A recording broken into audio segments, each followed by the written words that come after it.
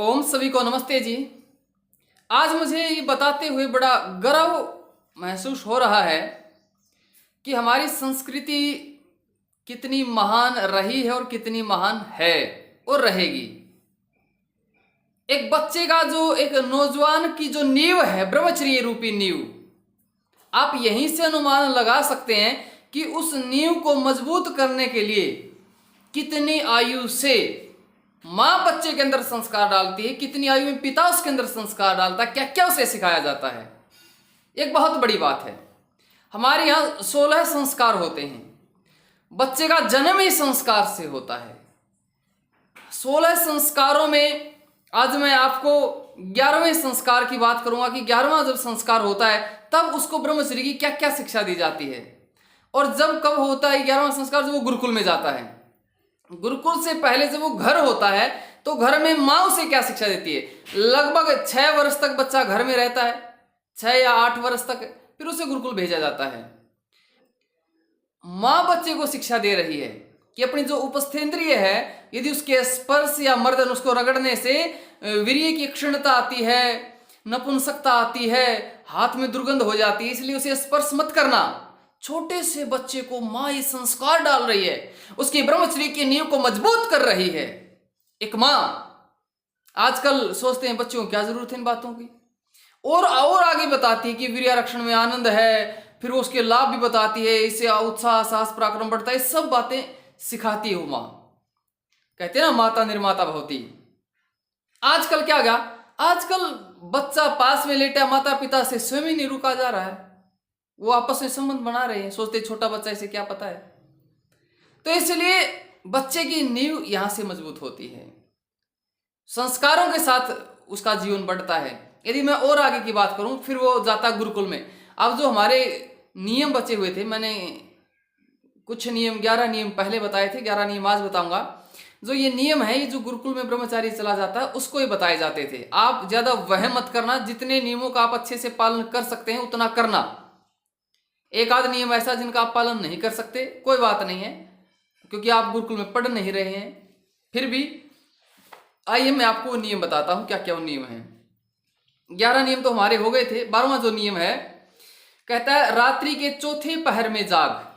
कब जागना चाहिए? रात्रि के चौथे पहर में, यानी कि एक पहर 3 घंटे का होता है, 8 पहर होते हैं, 24 घंटे होते हैं। तो सूर्योदय से लगभग 3 घंटे पहले, यदि 6 बजे सूर्योदय निकला तो आप 3-4 बजे उठ जाएं, ठीक है ना। तो रात्रि का जो अंतिम पहर है, ब्रह्म मुहूर्त, कहता है रात्रि के चौथे पहर में जाग। सामान्य 4 बजे आप उठ सकते हैं, अति उत्तम है। रात्रि के चौथे पहर में जाग, आवश्यक शौच आदि, भाई जो आवश्यक कार्य है, शौच आदि, फ्रेश होना है, दंत धावन, दांतों की सफाई करनी है, स्नान, संध्योपासना, ईश्वर की स्तुति, प्रार्थना और उपासना, योगाभ्यास का आचरण नित्य किया कर। इस बात पे बहुत बल लगा रखा है। ब्रह्मचारी का जो सबसे पहला नियम बताना, सबसे पहला नियम भी बताया, नित्य संध्योपासना, भोजन के पूर्व शुद्ध जल का आचमन किया कर। यानी कि ब्रह्मचर्य की जो शुरुआत होगी ना नियमों की, वो बिना ईश्वर की संध्या उपासना के हो ही नहीं सकती है ब्रह्मचर्य पालन। तो फिर आप सिखा रहे हैं कि सुबह जल्दी उठे और आप ये ईश्वर स्तुति, प्रार्थना, उपासना, योगाभ्यास का आचरण नित्य किया करें। अक्षौर मत करा, कहते हैं बाल मत कटवा, लेकिन आप तो गुरुकुल में है नहीं, रह रहे हैं। फिर 14वां जो नियम आया है, मांस, रूखा, शुष्क अन्न मत खावें। भाई मांस आदि नहीं खाना चाहिए ब्रह्मचारी को। मद्य आदि मत पीवें, और ये नशा जो पीने के ना, शराब आदि, ये भी नहीं पिए, ये नहीं पीना है। फिर 15वां जो नियम आया, बैल, घोड़ा, हाथी, ऊंट आदि की सवारी मत कर। इनकी सवारी नहीं करनी चाहिए। क्यों नहीं करनी चाहिए? क्योंकि जब बैल, हाथी, घोड़े बैठते हैं ना, तो शरीर, हमारे अंग की रगड़ बनती है, वो ऐसे चलता है, तो उस रगड़ से कहीं ब्रह्मचर्य नाश ना हो जाए। बहुत सावधानी रखी है ऋषियों ने, बहुत ज्यादा सावधानी। फिर जो 17वां नियम आया है, 16वां नियम आया है, गांव में निवास, जूता और छत्र का धारण मत कर। कि गांव में निवास नहीं करना। अब आप तो रहते ही गांव में हैं या शहर में रहते हो, भी मतलब भाई एकांत में रहे, जैसे गुरुकुल में है वहां रहे। और छत्र मतलब जैसे जूता धारण, छत्र धारण ये मत करिए। किस लिए? कि ब्रह्मचारी थोड़ा तप हो, जैसे हम खड़ाऊं पहनते हैं, भाई सर्दियों में भी जूते नहीं डालते, कि उसका थोड़ा तपस्या रूपी जीवन हो उसका, वो तप कर सके, उसकी गर्मी सर्दी झेल सके, इसलिए यहाँ ये बात कही है।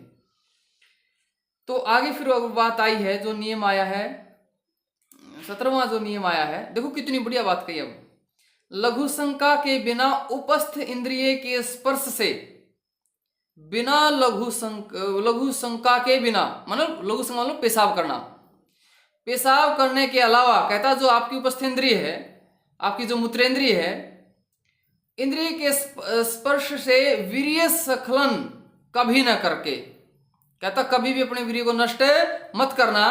क्या करना उसका, कहता वीर्य को शरीर में रख के, शरीर में वीर्य को रख के निरंतर ऊर्ध्वरेता अर्थात नीचे वीर्य को मत गिरने दे, इस प्रकार का यत्न से वर्ता कर। यानी कि उसको क्या करना, ऊर्ध्वरेता बनना है, उसको नीचे नहीं गिरने देना है।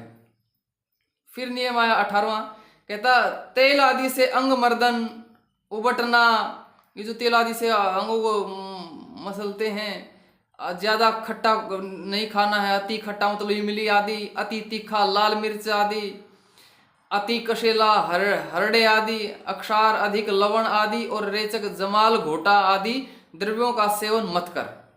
ये चीजें नहीं खानी आपको, ज्यादा खट्टे ज्यादा तीखे ये चीजें नहीं खानी है। फिर नियम 19वां, कहता नित्य युक्ति से आहार विहार करके, आहार मतलब आपका खान पान, विहार मतलब आपकी दिनचर्या करके विद्या ग्रहण में यतनशील हो। क्या कर, विद्या ग्रहण में ही यतनशील है, विद्या ग्रहण में अपना समय लगा। फिर नियम आया 20वां, सुशील थोड़ा बोलने वाला, सुशील हो थोड़ा बोलने वाला हो, सभा में बैठने योग्य गुण ग्रहण कर, सभा में बैठने योग्य ऐसे गुणों को ग्रहण कर। फिर नियम आया 21वां, मेखला और दंड का धारण। मेखला होते बांधते ना कटी पे, जहां तागड़ी बांधते वहां एक रस्सी होती है जिसकी गांठ होती है, वो मेखला होती है। और दंड मतलब हाथ में डंडा, क्योंकि पहले बाहर गुरुकुल होते थे, कोई ऐसा पशु कोई ऐसा जानवर नुकसान ना कर दे। भिक्षाचरण, भिक्षा मांग करके कहते थे, एक भिक्षाचरण होता है। अग्निहोत्र स्नान संध्योपासना, आचार्य का प्रियाचरण, प्रातः साय आचार्य को नमस्कार करना, ये तेरे नित्य करने के कर्म हैं। भाई दोनों समय संध्या उपासना करनी चाहिए, आचार्य का दो समय सुबह शाम। ऐसे आप घर पे भी माता पिता के भी सुबह शाम चरण प्रसादी किया करें। कहता है ये नित्य करने के कर्म है, और जो निषेध के किए हैं वो नित्य न करने के हैं। कहते जिनको निषेध कर दिया वो नहीं करना है। 22वां नियम था। तो इस तरह ये 22 नियम आपको बताए, तो आपने भी ये सुना। और मैं तो कहता हूँ ब्रह्मचर्य कोई कठिन नहीं है, बहुत अच्छा है, बड़ा आनंद आता है ब्रह्मचर्य में। कोई भड़क नहीं, कोई लेना नहीं देना नहीं, लल्लन नहीं, खैखे नहीं, चैटिंग नहीं, सेटिंग नहीं, कोई बाथरूम में बढ़ने की जरूरत नहीं, कुछ किसी का डर नहीं, कोई भय नहीं, मजा आया ब्रह्मचर्य में। तो ब्रह्मचर्य पालन करें, आनंद आएगा आपको, बहुत मजा आएगा। ये कुछ बातें मैंने बताई। हाँ, एक और मैं आपसे सुझाव लेना चाहता था। मैं चाहता हूँ कि ब्रह्मचर्य के अलावा कुछ वीडियो हैं, जैसे वो सिद्धांतों के ऊपर हैं, ईश्वर के ऊपर हैं, धर्म के ऊपर हैं, जन्म मृत्यु के ऊपर हैं, मतलब कुछ शास्त्रीय बातें, वो भी हम इसी चैनल पर डालें, या इस पर सिर्फ ब्रह्मचर्य चलने दें, उसके लिए हम दूसरा चैनल बनाएं। क्योंकि मैं भी यहाँ स्वाध्याय करता हूँ, तो मेरी इच्छा होती है कुछ बताऊँ आपको भी। तो आप इस बारे में भी अपना सुझाव दें। और भी कोई बात हो तो बता सकते हैं, बहुत अच्छा लगता है। आप सबका जीवन सुधर रहा है। मेरे पास व्हाट्सएप पर भी संदेश आते हैं, कमेंट में भी आते हैं। तो कहते हैं समाज का जब जितना उपकार आप करते हैं ना परमात्मा की तरफ से, उतना ही आनंद आपको मिलता है। तो उतना ही आनंद हमें आ रहा है, बहुत अच्छा आनंद आ रहा है। और हम भी ईश्वर से यही प्रार्थना करते हैं कि ईश्वर की ऐसी कृपा हो, सब फिर से ब्रह्मचारी हों, चरित्र बहुत अच्छा हो, और ये राष्ट्र फिर से आर्यावर्त बने, फिर से ऋषियों की भूमि, लोग फिर कहीं चरित्रवान लोग देखने हो तो आर्यावर्त में जाओ, फिर से ऐसे गूंज उठें। धन्यवाद, नमस्ते जी।